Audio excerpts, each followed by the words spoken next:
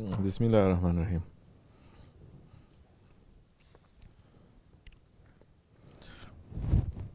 You have sincerity. You are honest with yourself.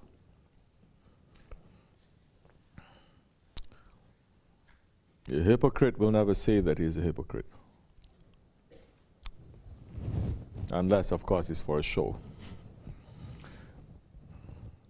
But you are asking. So, inshallah, we will pray for you. Important thing for you to know is, for the faith to survive in these days, it needs constant protection. It needs to not remain stagnant. It needs to grow. It needs nourishment. Then you have to set up protection around it for it to stay, for it to take root. It is the divine protocol that Allah subhanahu wa ta'ala never leaves any man or woman, anyone that He has created, human, alone.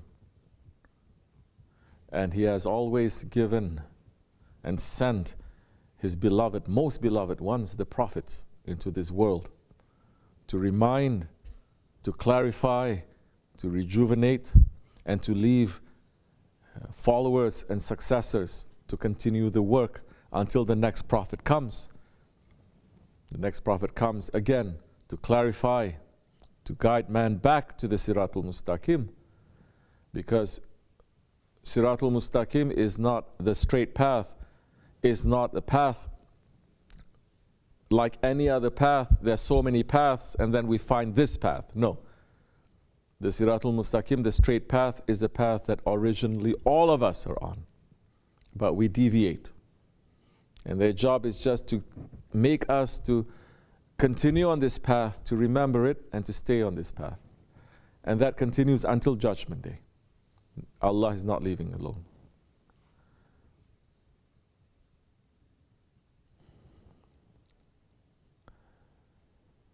Allah subhanahu wa ta'ala has sent the last prophet. No prophet coming after him. And He has said, after me, I'm leaving you two things: the Quran and my traditions. And another hadith sharif is saying the Quran and my Ahlul Bayt. Now, the traditions, it is meaning for those ones who are understanding and living the lifestyle that the Prophet was living, and they are continuing it, and they are protecting it. They're not just continuing and bringing everything to come in, they were protecting it. This is important. Because especially Islam in the first few hundred years is coming with so many different ideas, strong, powerful ideas from all sorts of civilizations. And Shaitan was also busy to make new things, but it was always protected.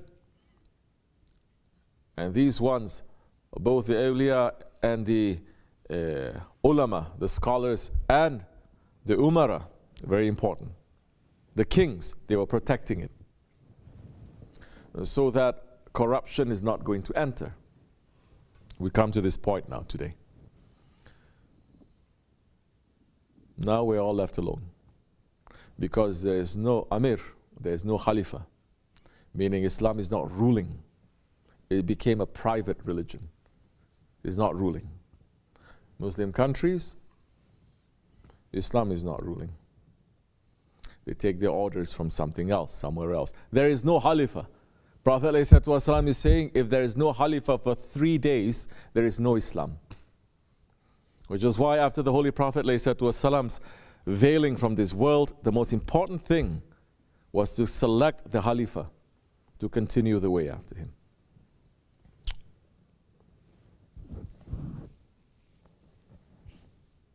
So,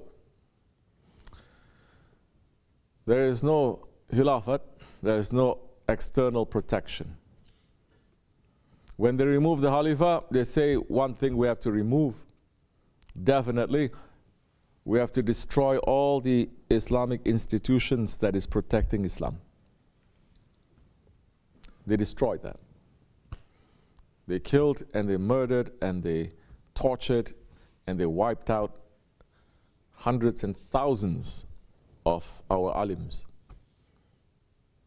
And they burned so many books so that the next generation will not be able to have strong foundation. Then they introduced new ideas into Islam. And these new idea people are the ones that they pay to remain in power. So they destroyed the Umara, the Khalifa, the Islamic government. They destroy the alim, the ulama, the scholars. Doesn't matter if certain institutions by outside is appearing. Inside they're already lost. Then they destroy.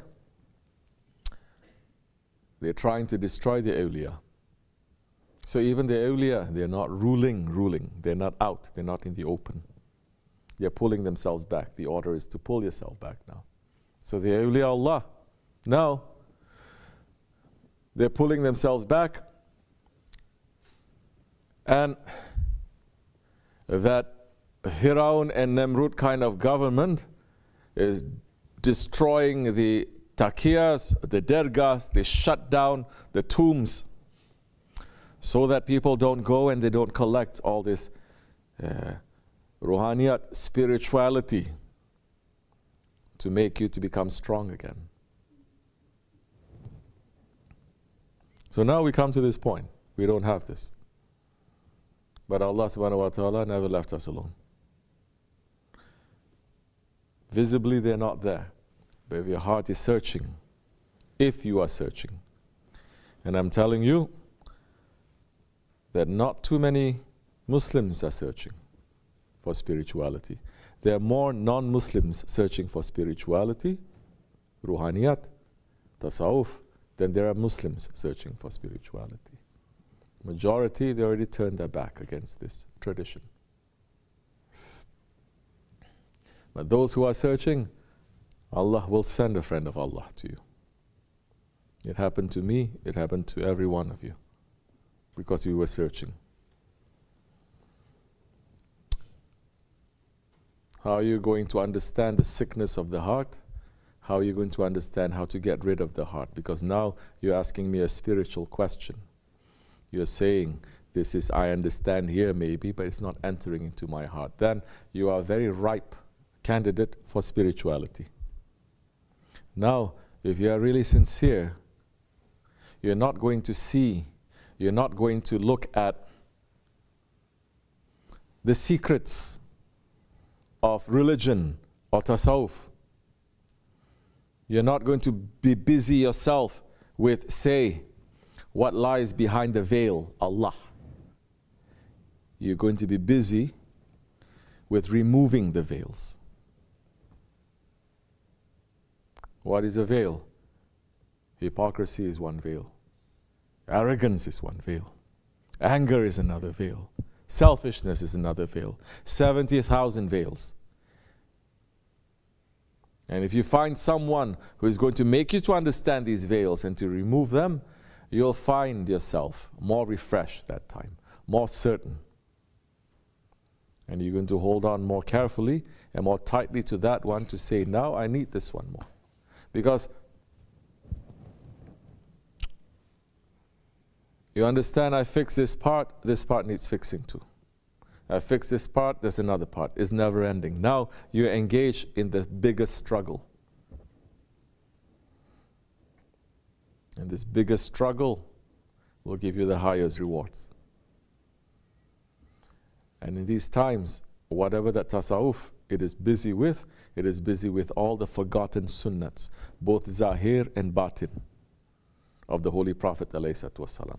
That majority, they're not making that sunnat anymore. And the Prophet says in the Akhir Zaman, if you carry one sunnat that is forgotten, you will get the blessings and the reward of 100 martyrs.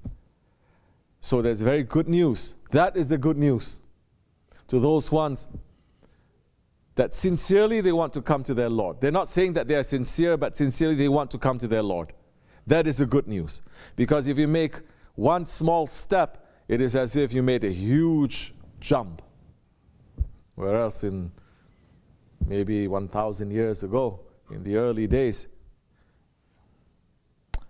if you want to make progress, you have to do so much. But if you slip just a little bit, you lose a lot. These days, because we're living in a world that is filled with darkness, just a little bit of light. Like some people, they say, at night, a candle is brighter than the sun. So, we're holding on, not to candles, to suns. We're holding on to our Shaykh.